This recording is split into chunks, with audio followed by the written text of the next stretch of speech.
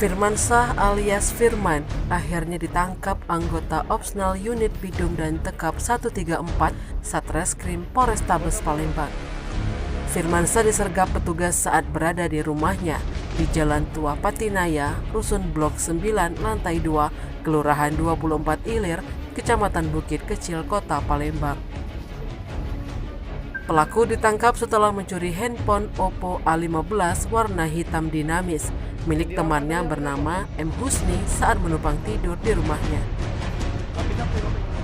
Kasat Reskrim Polrestabes Palembang Kompol Haris Dinza didampingi Kanit Bidum AKP Robert P. Sihombing mengatakan, penangkapan pelaku berdasarkan adanya laporan dari M. Husni, warga Jalan Depati Said, Kota Lubuk Linggau.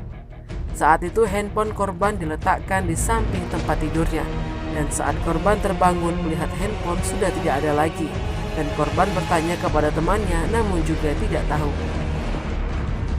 Setelah menerima laporan dari korban, Kompol Haris Dinza mengatakan anggotanya langsung melakukan penyelidikan dan akhirnya mendapatkan informasi bahwa tersangka sedang berada di rumahnya. Anggota unit Bidum dan Tekap 134 dengan cepat langsung menangkapnya di rumahnya tanpa perlawanan. Ketika diinterogasi, tersangka mengakui perbuatannya sudah mencuri handphone tersebut. Tak ingin buang waktu lama, tersangka digiring ke Polrestabes Palembang untuk dilakukan pemeriksaan mendalam terkait aksinya apakah ada TKP lain yang pernah tersangka lakukan. Atas ulahnya, tersangka akan dijerat dengan pasal 363 KUHP.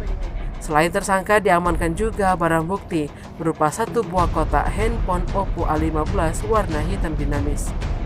Tim Liputan Sumsel Update TV melaporkan.